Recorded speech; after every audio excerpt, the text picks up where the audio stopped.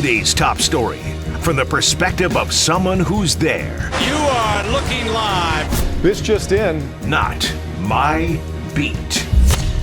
Joining us to discuss more on the Deebo Samuel trade, someone who's had Deebo Samuel on his beat for the entirety of Deebo's NFL career. It's our pal Nick Wagoner from ESPN.com. Nick, we knew when Adam Peters made the transition from San Francisco assistant general manager to Washington general manager that there would probably eventually be some guys that would follow him. When did you think it was realistic that Deebo Samuel would be one of those guys? Did you always kind of think this may go down, knowing that Deebo's kind of been 1 foot in, 1 foot out the last couple of years? Or was it at some point during the season when Washington was really good, did you go, I don't know, maybe Deebo will wind up following Adam to Washington next year?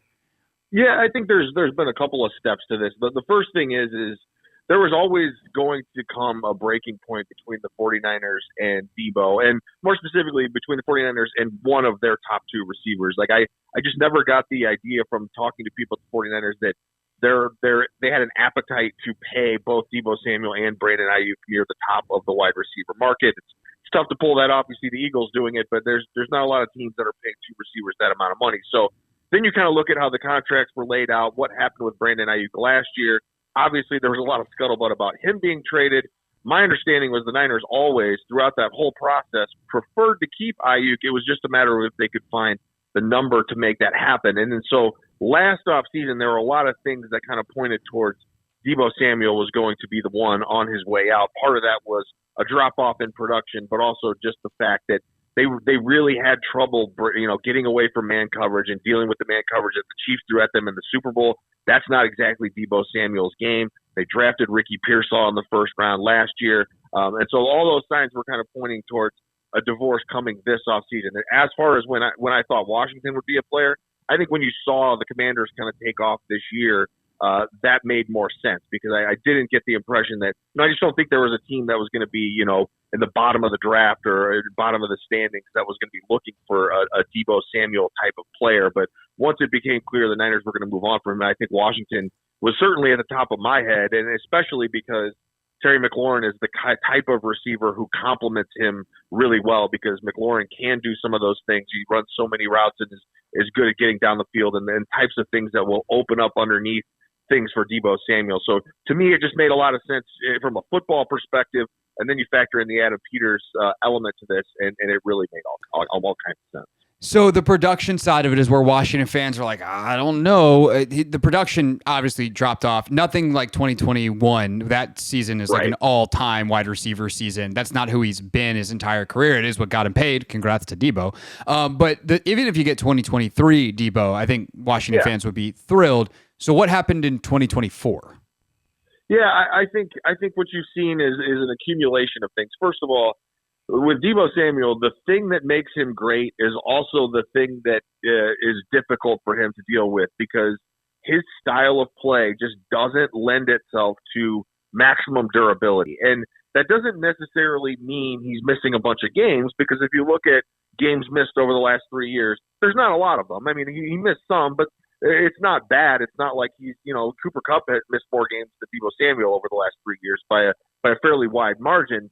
But it's the nicks and the bruises, the things that slow him down. Even just this past year, he had multiple things that happened, including an illness in which he had pneumonia symptoms and missed a big chunk of a game that it looked like he was going to play.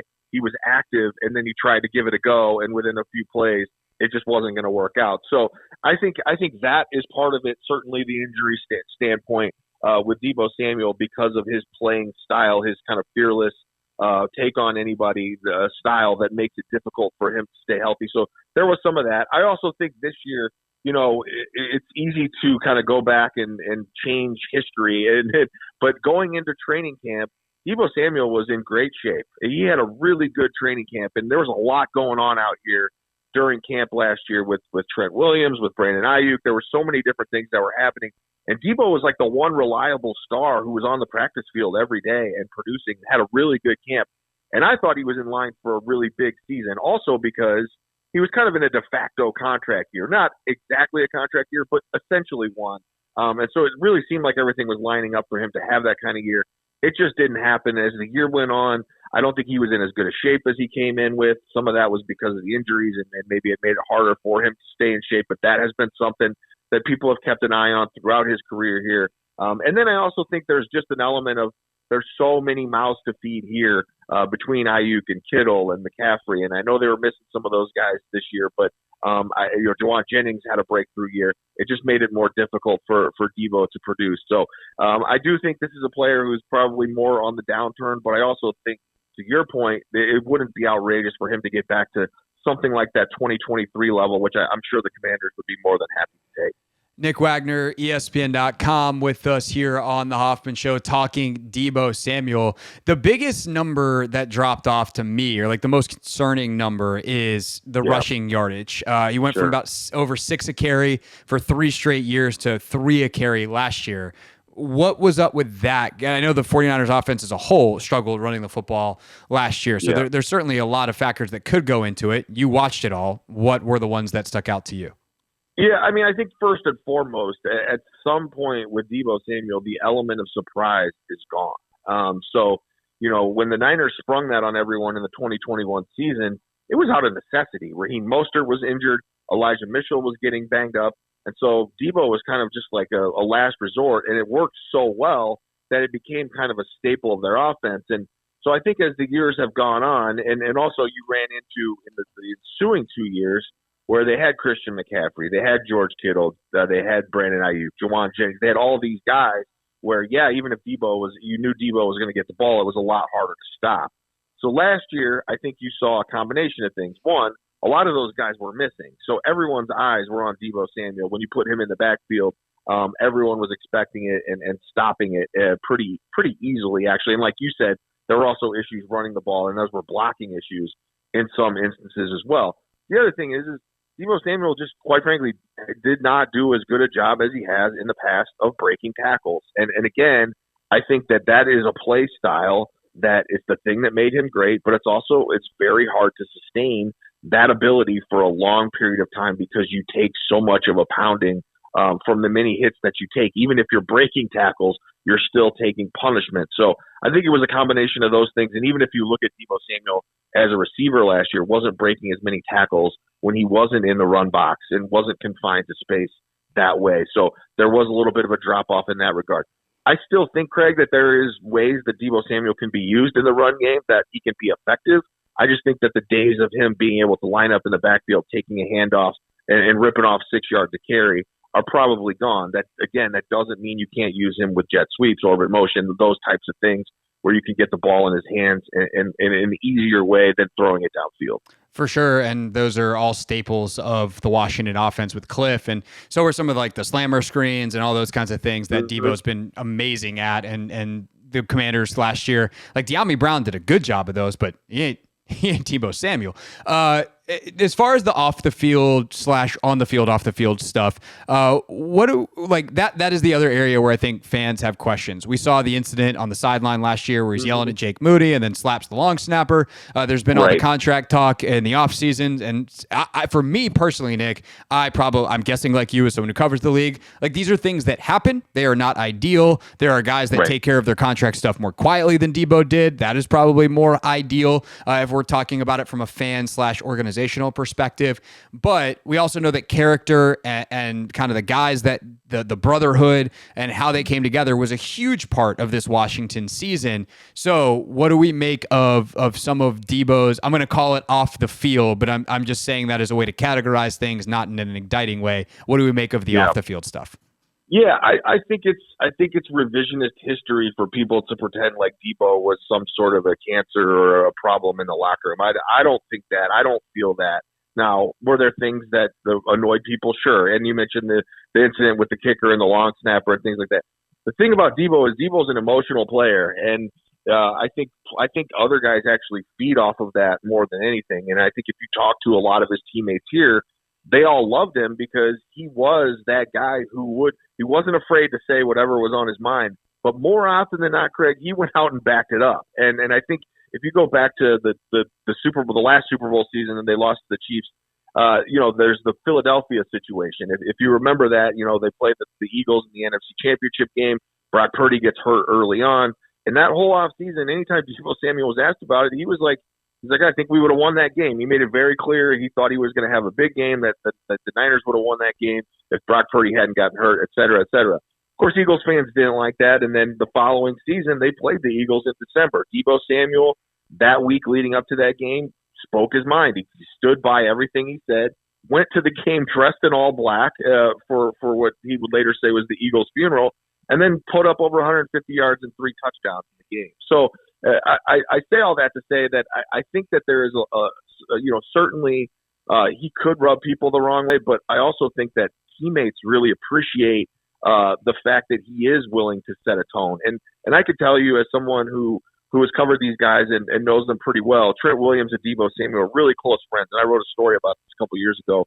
And I was talking to Trent Williams about what it is, why he and Deebo kind of, were close and why they were such good friends. And Trent Williams told me that one of the things that he learned from Deebo, who, mind you, is quite a bit younger than Trent, was that it's okay to have a little swag. It's okay to say that you're the best, to speak that into existence, which is a crazy thing to hear from Trent Williams because everybody knows he's one of the best tackles in the league. But Deebo's kind of openness about his own standing in the league made Trent more confident that he could put himself out there in a similar way. So I say all that again because I think that Deebo is largely been a positive influence and a tone setter for a very successful era of 49ers football that, yes, it didn't end in a Lombardi trophy like they would like to, but I think it has been obviously very successful on the aggregate, and I think that Deebo Samuel has been a big part of that. Nick Wagoner, ESPN.com, with us for just another couple of minutes here on the Hoffman Show. That's so interesting to hear that about Trent, because I covered Trent here and I was still on the beat, and he was obviously the best player on the team. And there was always like it's not quite humility, like it is humility, but there's kind of like I know I'm the best, but please don't make me say it kind of thing about him. Right. Like he just kind of give you that smirk. And I love that for Trent, that he now is just like, nope, I'm the best because he is. And it's just so inarguable in terms of what he's been for the last decade in terms of left tackle play in the NFL. All right. Last things for you, Nick. I want to ask you about 2 non-Deebo guys that are also on Commanders fans' radars, free agents for San Francisco. One is one of the top corners on the market, Charvarius Ward. What do you think who is he as a player? And do you think the Niners will bring him back, or is he someone that's going to get paid and go somewhere else? And, Washington could certainly be in the market for another corner opposite of Marshawn Lattimore. Yeah, Charvarius Ward's market is going to be fascinating because if he had hit the market after the 2023 season, he probably was in line for a $20+ million a year deal. And then last year happened, and so much of what happened, and he would tell you it was one of his worst years, but it was one of his worst years off the field. Like he went through so much, and for people who don't know, his young daughter died kind of suddenly after some heart problems. She was almost 2 years old, and that happened during the bye week. And it just, as you would imagine, for any human being, it threw his whole world kind of into flux for the rest of the season. And so he did come back and he tried to play through it, but as you can imagine, he was distracted for much of that time. Kind of spoke openly about it at the end of the year. Charvarius Ward is still a really good player, I believe. I think he's got a lot of good football still left in him, even though I think he's approaching 30 at this point. I just don't know how teams are going to value him. I will say the chances of him coming back to the 49ers, speaking with him at the end of the year, I didn't get the impression that was going to be likely, and mainly because he, as he said, he has a lot of trauma in California. Like coming back here makes him think about his young daughter, and I think a fresh start kind of situation is something that maybe he is looking for. But again, I don't know what the market would command for him. He's a bigger corner, physical corner, good press corner, can play zone or man. Very confident guy. Had a really tremendous year in 2023, and a good locker room guy. I know his teammates loved him. So if he is in that kind of $13-14 million a year range, that would certainly be more than the Niners could afford, even if coming back here was realistic. But I don't know. I just don't know, frankly, what his market is going to be because, how much do teams say, like, yeah, we understand that you went through a lot last year, we're still going to pay you or not. I don't have that answer. Yeah, and who knows? Like, your life has changed forever when something like that happens. So I hope wherever he goes that he's happy, man. That is so brutal. Last guy I want to ask you about. I think Commanders' priority at safety is probably to re-sign Jeremy Chin, but who knows what happens when he hits the market? And obviously, it's easy to connect the dots to Talanoa Hufanga, who Adam Peters played a huge role in drafting out in San Francisco. A guy that probably 2 years ago, Nick, you're like, this guy's. I'm going to be covering him for a decade. Like, he's going to be a Niner for life. The level he was playing at. Couple of injury-plagued seasons later, he's now going to hit the free agent market. What kind of player still is he, and what do you think he ultimately, or where do you think he ultimately lands? Yeah, I mean, I kind of put him in, and Dre Greenlaw, who's the linebacker that the Niners have, as a free agent. Also, I kind of put those guys in the same bucket where it's really hard to get a read on what their market is going to be, because both guys are really good players when they're healthy. Greenlaw in particular, I think, is an outstanding player. Probably doesn't get enough credit when he's healthy, but they haven't been healthy enough. And so how do teams value them? Probably, I would say, for me, 1 year kind of prove it deals. Can you stay healthy for a year? And then next year, maybe you cash in. But as you know, Craig, it just takes one team to say, well, we'll give you a 3-year deal or whatever. And, we'll build in some incentives and we'll make it a little bit more lucrative than a 1-year deal with. And maybe they would take that because, just to give you an example, Greenlaw, when he signed his most recent deal with the 49ers, I remember asking him, like, why did he sign it during the season? I said, well, why now, Dre? Like, why didn't you want to test the market? Like, you probably could have gone out and got life-changing money, which I guess it's all life-changing money, but you know what I mean? Right. There's levels to this. And he said, I've had some injuries and stuff. I want to get some security for my family. So he signed a 2-year deal that was certainly below the market of what a guy like him would have commanded if he had become free. So I say that because I think both of these guys are in a similar situation where they probably would like some more security, and maybe they could be had below market but above a 1-year prove-it deal, if that makes sense, kind of in a happy medium between those types of things. So as for Hufanga, didn't have quite as many, debilitating injuries as Greenlaw. He's not coming off an Achilles. He was coming off of an ACL from the previous year, and then he dealt with a wrist thing, which I didn't think was a huge deal. But he played pretty well toward the end of the year. I think with Hufanga, what you get is a guy who's very instinctive and he can make big splash plays, but he's also someone who's a little bit prone to giving up those big plays when he's wrong. And so that's kind of the fire that you play with a guy like him, but certainly a great leader, a guy who is, well respected in the locker room. And I think certainly would be there if he was to land there. So I don't know what kind of price you're getting with him, but again, that might be someone who you could get at a relative bargain and see where it goes. Maybe the free agent market's always been this crazy, and I haven't had to pay as much attention to it because Washington stunk most of the time that I've covered them. But it does feel this year like it's all over the place for so many players. Really unique market. It's gonna be fun to follow over the next couple of weeks. But speaking of which, just like 30 seconds here. This isn't the main point of our call, but I am curious. Like, the Niners are supposed to be good. Like, they still want to compete. Like, where do the Niners see themselves as, potential competition for Washington and Philadelphia and Detroit and the teams at the top of the NFC going into 2025? I think they're in a little bit of a crossroads right now because they want to be competitive. They want to be competitive every year, and they certainly would like to be Super Bowl competitors this year, if for no other reason than the Super Bowl will be played in their home stadium. But I also think they're in a little bit of a spot, and they won't use the word rebuild, but I think maybe a reset. And the Deebo Samuel is a good example telling you that they're open to this because they're eating $31+ million in dead money. And I think they need to get younger. They know they need to get younger, and they also need to find a way to start kind of clearing their books. So the fact that they're eating that much dead money, I think they're over $60 million in dead money this year, tells you that they're in a little bit of a reset from where they're at contract-wise and in terms of who their core is going to be moving forward, because they're going to sign Brock Purdy to an extension most likely at some point here this offseason. George Kittle will probably get an extension, but I think they're going to be a little bit more selective about who they're building around and who they are right now. So, yes, they want to be competitive. Are they on a Washington or a Philadelphia level? That remains to be seen because they've got a lot of work to do, particularly when it comes to rebuilding both of their lines. Right? Just use the word recalibrate, Nick. It'll send you right to the NFC Championship game. That's what we did here. No rebuild. It's funny you say that because John Lynch used that word multiple times. So. I'm sure he did. Nick, this was great as always. Really appreciate you, man. It's been great reading your coverage of this as it's been building up, and then to have you on the show here to finish it off.